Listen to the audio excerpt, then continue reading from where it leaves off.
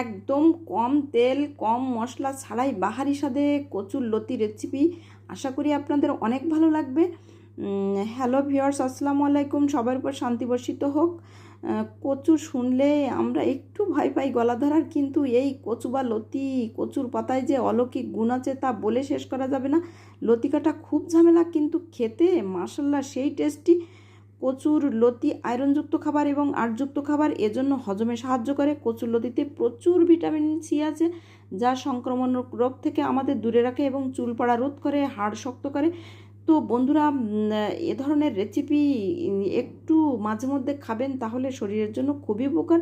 যাদের অ্যালার্জির প্রবলেম আছে এরা একটু অ্যালার্জির বড়ি খেয়ে এই ধরনের রেসিপিগুলো খাবেন, সবজিগুলো খাবেন, দেখবেন শরীরটা কত ভালো থাকে। তো বন্ধুরা, আসলে এই লতি বা কচু খেতে গেলে সত্যি খুবই ভয় লাগে গলা চুলকানোর। তো যদি খুব বেশি ভয় লাগে তাহলে লেবুর পানি আর একটু লবণ মিশিয়ে সুন্দরভাবে একটু হাফ সিদ্ধ করে ফেলে দিবেন, দেখবেন কোনোভাবে গলা চুলকাবে না।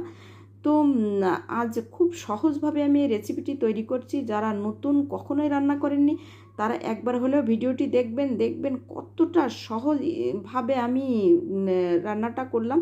তো বন্ধুরা, কাছে দূরে যে যেখান থেকে আমার রেসিপিটি দেখছেন, যদি ভালো লাগে একটু লাইক শেয়ার কমেন্ট দিবেন, ফলো দিবেন, চ্যানেল সাবস্ক্রাইব করতে ভুলবেন না। তো বন্ধুরা, দেখতেই পাচ্ছেন প্যানে আমি 3 টেবিল চামচ তেল আর রসুন কুচি, পেঁয়াজ কুচি দিয়ে লাল কাঁচামরিচ এবং পরিমাণ মতো হলুদ, স্বাদ মতো লবণ দিয়ে সুন্দরভাবে কষিয়ে নিয়ে চিংড়ি মাছগুলো একটু পানি দিয়ে কষিয়ে নিয়ে লতিগুলো দিয়ে এখন ভালোভাবে ঢাকা দিয়ে দিব, যাতে লতিটা সুন্দর সফট হয়ে যায় এবং সুন্দর মশলার সাথে মিশে যায়। তো দেখতেই পাচ্ছেন কতটা সফট হয়েছে এবং সুন্দর একটা কালার কম্বিনেশন, খুবই সুন্দর লাগছে। আপনারা চাইলে নারিকেলের দুধ দিয়ে মাখা মাখা করে এই কচুরলতিটা করতে পারেন। তো বন্ধুরা, এভাবে একবার করে দেখবেন, দেখবেন কতটা মজার হয় খেতে। তো দেখতেই পাচ্ছেন লতিটা আমার প্রায় শেষ। এখন আমি একটু ভালোভাবে নেড়ে চেড়ে উল্টে পাল্টে এখানে আমি দিয়ে দিব জিরার গুঁড়া আর গোলমরিচের গুঁড়া। এটা দিয়ে ভালোভাবে নেড়ে চেড়ে আরও একটু সময় লাল লাল করে ভেজে নিব।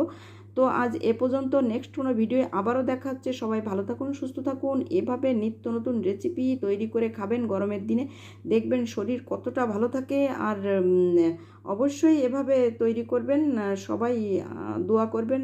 আল্লাহ হাফেজ।